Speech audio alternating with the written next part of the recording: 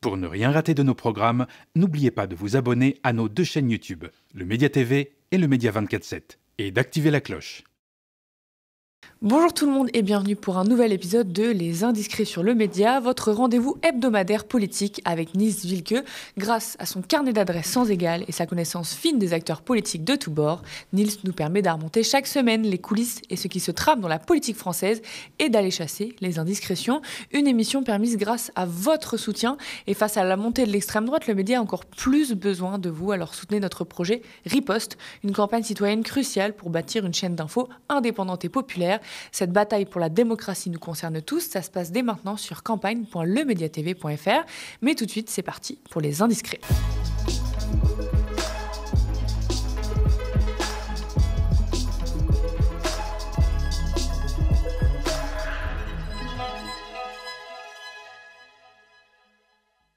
Au sommaire cette semaine, et c'est reparti comme en 2024, Emmanuel Macron risque fort de se retrouver sans Premier ministre le 8 septembre prochain. François Bayrou a décidé de jouer quitte ou double en réclamant la confiance des députés, sinon il part. Les oppositions ont tout de suite annoncé qu'elles voteraient non.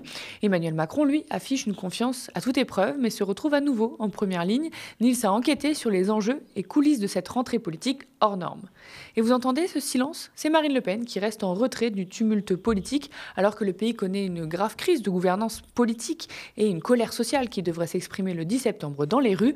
La patronne du RN donne l'impression d'attendre que le fruit Macron tombe pour recueillir le pouvoir. On va tenter d'y voir plus clair dans la stratégie du parti d'extrême droite pour la rentrée. Bonjour Nils. Salut Lisa, salut à toutes et à tous. Alors c'est la crise, ça y est Nils ? Oui, et tu l'as dit en introduction, il y a comme un goût de déjà-vu dans le scénario que Macron et son Premier ministre tentent de vendre aux Français. Il y a un an, Macron prononçait la dissolution de l'Assemblée et imposait un gouvernement de droite avec Barnier à sa tête, malgré les résultats des urnes qui avaient mis le NFP en tête. À l'époque, déjà, les observateurs de la politique, dont nous, aux médias, les journalistes, nous demandions comment ce gouvernement à droite allait tenir sans majorité à l'Assemblée. Ça n'avait pas raté, Barnier était tombé au bout de 3 mois. Et à la place, Macron avait sorti de son chapeau Bayrou, un politicien sur le retour à la ligne politique floue qui a accumulé les erreurs et les casseroles, dont le gigantesque scandale Betaram que nous avons largement couvert aux médias. Il n'empêche, on a tenu 8 mois, me souffle un soutien du Béarnais qui trouve que ce n'est déjà pas si mal. Mon interlocuteur met la fin attendue du gouvernement sur le compte de la composition de l'Assemblée sans majorité pour le président. Mais il y a aussi la personnalité de François Bayrou qui pouvait apparaître aux yeux du grand public comme un centriste bon teint, potentat local, mais capable de discuter avec l'ensemble des partis. En réalité, le Premier ministre est apparu dans toute sa médiocrité, menteur sur Betaram, on l'a dit, mais aussi sur la situation économique du pays, qu'il n'a de cesse de dramatiser. Sans souffle, sans projet, il n'a cessé de louvoyer pour gagner du temps, son obsession, comme Emmanuel Macron, et tenir à Matignon. Sans compter ses gaffes et sorties loufoques, pour ne pas dire ridicules, qui lui ont valu les moqueries du public, mais aussi un certain mépris de la part de ses pairs, non ? Oui, si au début les impairs de François Bayrou ont pu le rendre touchant aux yeux de certaines personnes, comme lorsqu'il cherchait ses papiers lors de son premier discours de politique générale à l'Assemblée, il a vite lassé par son côté décalé qui tranche avec la gravité de la situation qu'il n'a cessé de marteler auprès des Français. Et alors là, nouvelle gaffe sur les boomers, comme on dit lors de son intervention au JT de TF1. Les premières victimes, c'est les plus jeunes des Français à qui on a réussi à faire croire. Je disais tout à l'heure, ça sera dans les livres d'histoire. C'est eux qui sont les victimes, c'est eux qui devront payer la dette pendant toute leur vie. Et on a réussi à leur faire croire qu'il fallait encore l'augmenter. Vous trouvez pas ça génial ? Tout ça pour le confort de certains partis politiques. Merci. Et pour le confort des boomers, comme on dit, qui, de ce point de vue-là, considèrent que, ma foi, tout va très bien. Je crois, moi, que la lucidité, c'est la première vertu d'une nation et la volonté de s'en sortir. Voilà, et finalement, le lendemain, on dirait qu'il n'assume plus. Vous aviez un propos qui a étonné Boomer sur la situation économique. Est-ce que vous réitérez ces propos ? Est-ce que les Boomers sont responsables de la situation dramatique dans laquelle on est ? Vous déformez ce que j'ai dit. Alors je vais vous dire ce que j'ai dit. Boomer, qu'est-ce que ça veut dire ? Ça veut dire ceux qui sont les enfants du baby-boom. J'en suis. Ceux qui sont nés après la guerre, entre 45 et 65, ces 20 années ou 25 années-là, c'est une génération qui a été très nombreuse. C'est la renaissance démographique de la France après la guerre. Alors c'est une expression que votre génération a inventée et que j'ai donc simplement reprise. Qu'est-ce que je dis ? Je dis que ceux-là qui ont profité de l'aisance de l'après-guerre, qui ont travaillé beaucoup, mais qui ont profité de cet élan-là, ils devraient être aujourd'hui à mes côtés les premiers pour qu'on baisse la dette et pour que ça ne soit pas les plus jeunes qui soient obligés de la payer. Vous avez entendu ce que j'ai dit là. La dette qu'on a accumulée, c'est votre génération qui va la payer. Ceux qui sont au travail et ceux qui seront au travail demain. Et je trouve qu'il y a là quelque chose qui est immoral. Qu'une génération ne pense pas à la génération suivante, qu'elle lui impose, sans le lui dire, la charge d'avoir à payer pendant des décennies des facilités que nous avons rencontrées aujourd'hui, ça n'est pas normal. Et qui devrait être en première ligne ? C'est les parents, grands-parents. On a ceux qui veulent pas en fait. Mais ceux qui ne veulent pas, c'est exactement l'objet du débat. Voilà, en fait, c'est un peu comme Emmanuel Macron, on n'est pas assez intelligent pour comprendre cette pensée complexe. C'est vraiment du Bayrou pur jus. Et puis, Lisa, il a aussi fait preuve de lâcheté, comme me le faisait remarquer un ministre, après avoir appris qu'il comptait donc demander la confiance des députés le 8 septembre. Eh bien, il n'avait mis aucun de ses collègues dans la confidence. Alors, je demandais justement à ce ministre si, effectivement, comment ils avaient appris la nouvelle. Eh bien, il me dit, on a tous fait une tête de 36 pieds de long en réunion, puisque effectivement, on n'avait pas été mis au parfum. Et donc, pourtant, ce ministre n'est pas quelqu'un anti-Bayrou, parce qu'on sait qu'il y a plusieurs tendances, effectivement, au sein du gouvernement. Tout le monde n'est pas pro-Bayrou. Mais en réalité, le Premier ministre a traité directement avec Emmanuel Macron, qu'il a rencontré au fort de Brégançon la semaine dernière. Et Emmanuel Macron a probablement fait semblant de croire que ce plan pourrait marcher. Il a pris son risque, c'est ce que m'explique un familier de l'Élysée qui cite la phrase favorite du président, souvenir de ses années de banquier d'affaires chez Rothschild. C'est vrai que dans l'entourage des ministres, pour avoir un petit peu arpenté les couloirs de l'Élysée cette semaine, on l'a dit aussi, mais Bayrou, de toute façon, on a l'habitude, il fait ça tout seul, on n'a pas été prévenu, on commence à avoir l'habitude de sa manière de fonctionner. Donc on sentait quand même une petite rancœur là-dessus. Et Bayrou n'a pas raté ou pas pris l'occasion de négocier en plus avec les oppositions. Oui, absolument. Alors c'est vrai, tu décris très bien cette atmosphère, effectivement, de retournement contre François Bayrou. Là, petit à petit, tout le monde le lâche. C'est un peu, ils veulent pas couler avec le navire Bayrou. Et puis, c'est vrai qu'il a très, très mal traité avec les oppositions. Lui, qu'on disait, qui se voyait en tout cas comme un grand négociateur, un centriste, pur jus. Il a réussi quand même à se mettre à dos la gauche, dont les écolos et le PS, qui étaient pourtant pas fermés au dialogue au départ, et surtout le Rassemblement national, qui constitue quand même son meilleur garde-fou contre une censure à l'Assemblée. On rappelle quand même que François Bayrou a échappé à plusieurs motions de censure grâce au parti de Marine Le Pen à l'extrême droite. Alors d'abord, il a procrastiné tout l'été en prétendant qu'il ne prenait pas de vacances. Il a fait un peu comme Gérald Darmanin. Moi, je ne prends pas de vacances, je travaille. Sous-entendu, contrairement à ses collègues. D'ailleurs, ça a fait beaucoup plaisir au ministre. C'était la première cassure, entre guillemets. Et puis, d'ailleurs, l'un de ses ministres me confiait début août qu'il ne comprenait pas, je cite, à quoi Bayrou occupait ses journées. Voilà, donc. Et puis, les socialistes, notamment, qui sont les plus gouvernement compatibles, si j'ose dire, ont attendu en vain un signal de Matignon qui n'est jamais venu.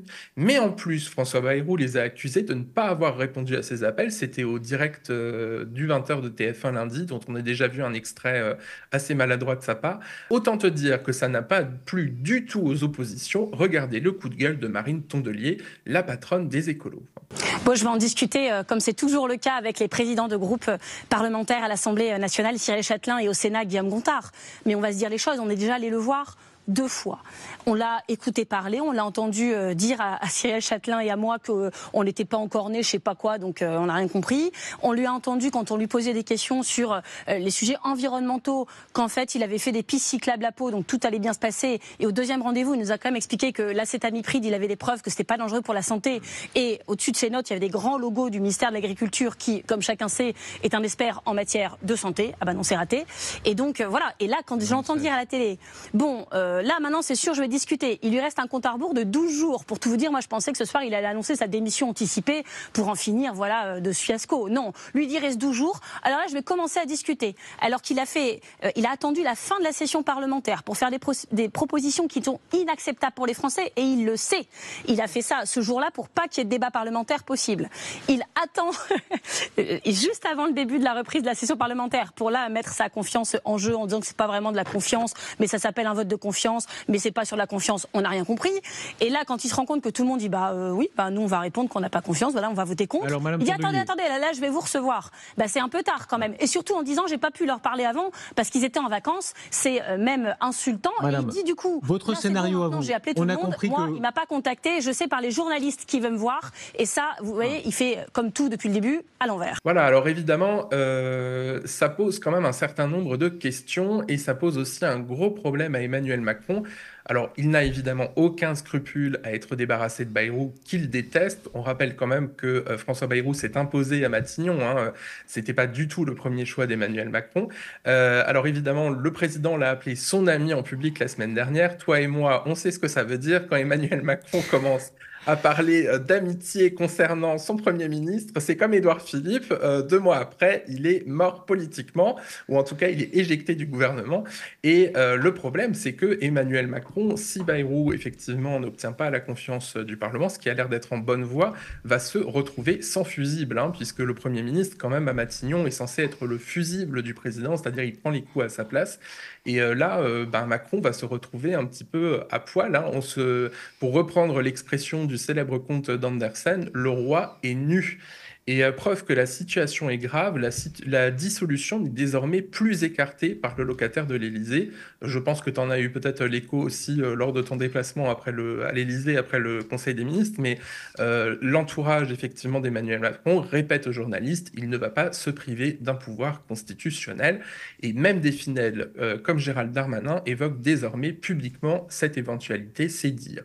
Alors l'autre possibilité qui est évoquée en sous-main, c'est l'article 16 de la Constitution, qui revient comme un diable sorti de sa boîte. Donc l'article 16 de la Constitution permet au président de la République de s'arroger les pleins pouvoirs en cas de situation de crise.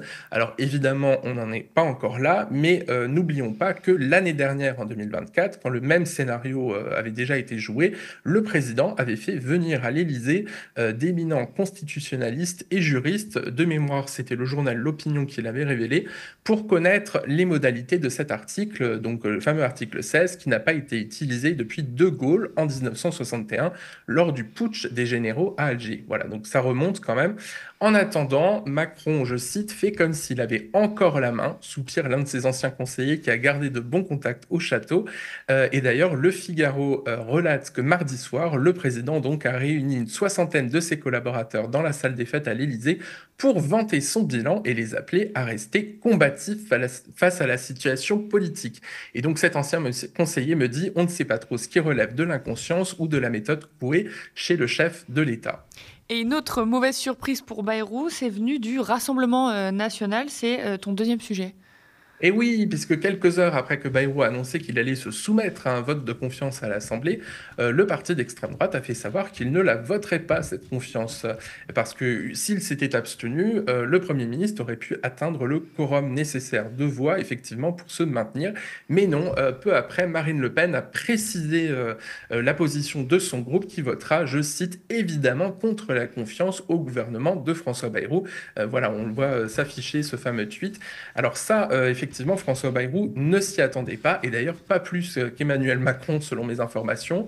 Marine Le Pen n'a pourtant voté aucune des 8 motions de censure qui ont visé le gouvernement. Il y en a 8 quand même entre février et début juillet. Mais la donne politique et sociale a changé. Les frontistes ont lu les sondages comme les autres partis.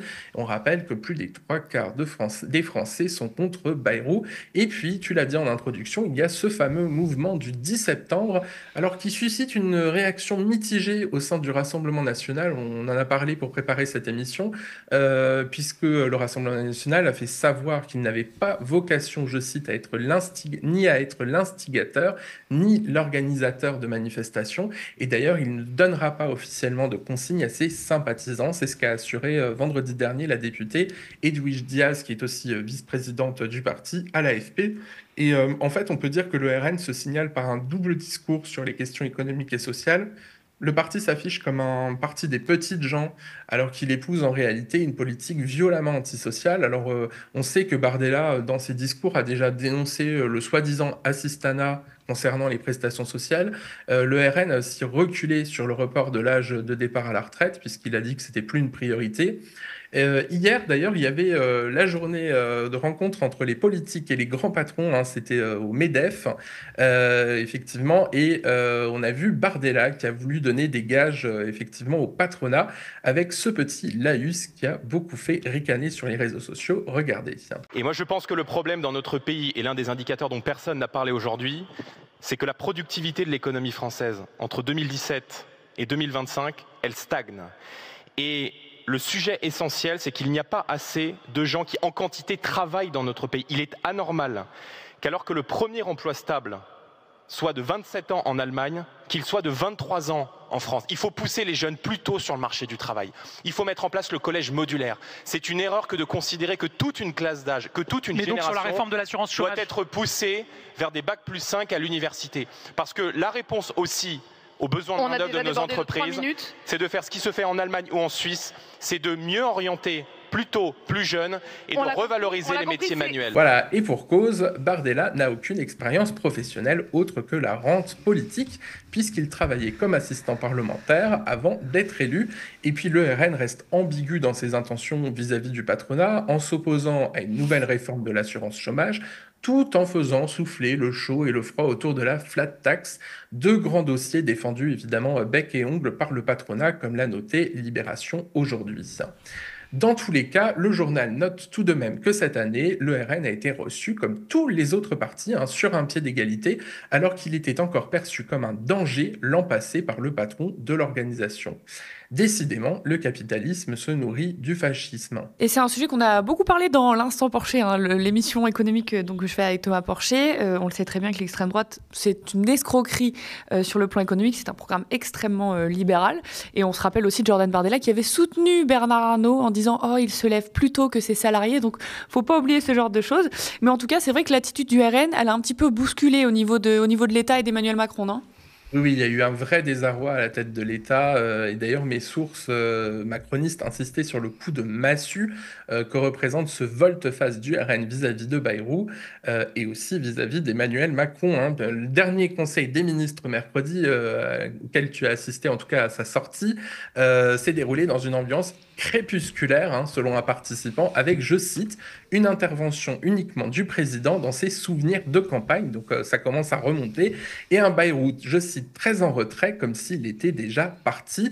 On avait le sentiment que lui et le président avaient eu une discussion difficile avant la réunion, me confie ma source.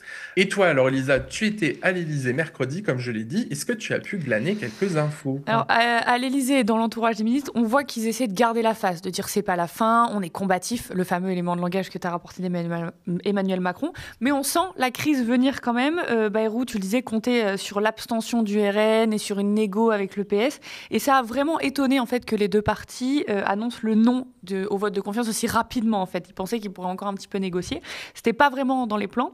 Et on voit aussi qu'est martelé l'esprit de responsabilité avec l'argument de là, c'est pas un vote pour ou contre Bayrou, c'est pas un vote pour ou contre le budget, mais c'est au moins s'entendre sur le diagnostic qu'il faut dépenser moins et produire plus. Alors normalement, les socialistes ne veulent pas dépenser moins et produire plus.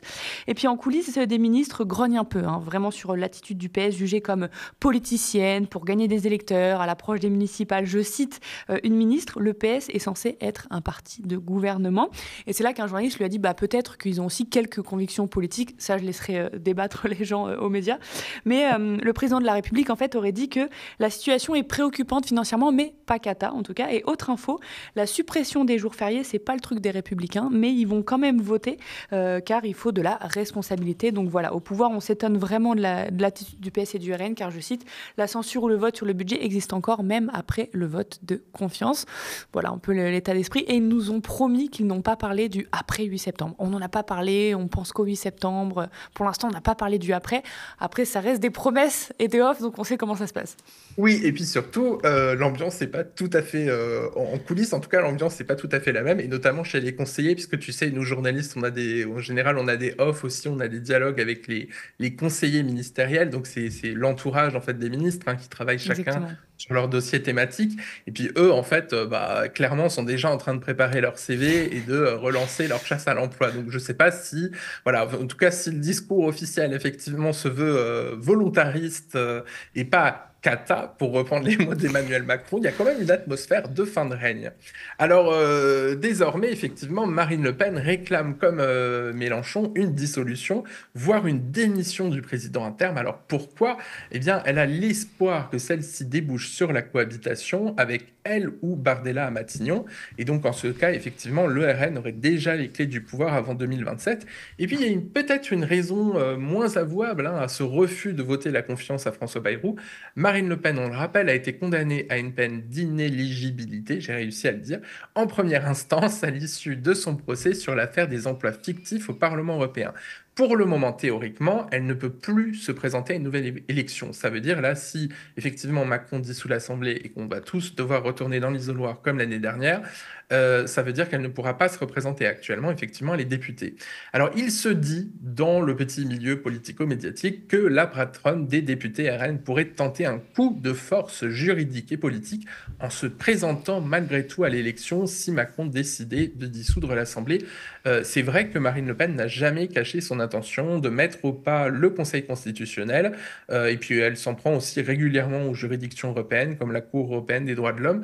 Et c'est vrai aussi que ces deux juridictions n'ont pas encore tranché sur la question de son inéligibilité. Alors une candidature dans le Pas-de-Calais pourrait servir de ballon d'essai avant celle de 2027. C'est en tout cas dans les cartons de la patronne du RN. Et puis, Lisa, rappelons-nous qui a été nommé récemment président du Conseil constitutionnel grâce à l'abstention bienveillante du RN. Eh bien, Richard Ferrand, un fidèle du président.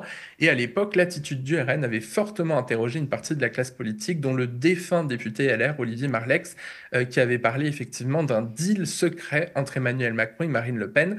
Alors évidemment, on ne fait pas de complotisme, mais moi, j'avais fait un sujet pour Politis à l'époque, et effectivement, des sources macronistes m'avaient assuré que Richard Ferrand, effectivement, bénéficiait d'une certaine bienveillance de la part de la patronne du Rassemblement national. De là à penser que le RN attend un renvoi d'ascenseur pour permettre à Marine Le Pen de se présenter malgré tout, il n'y a qu'un pas. Merci beaucoup, Nils.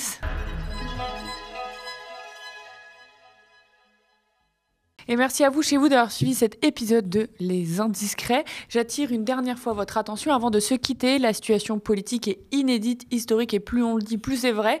Face aux 105 millions d'euros du milliardaire ultra-conservateur Stérin, qui veut installer l'extrême droite au pouvoir, le média lance Riposte, une contre-offensive vitale et citoyenne. C'est notre unique chance de bâtir une chaîne d'infos populaire et indépendante, capable de percer sur les réseaux sociaux et sur la TNT francilienne, pour donner enfin la parole à celles et ceux qu'on ignore. Ensemble, reprenons le terrain et protégeons notre démocratie. Soutenez-nous sur campagne.lemediatv.fr. Bonne journée.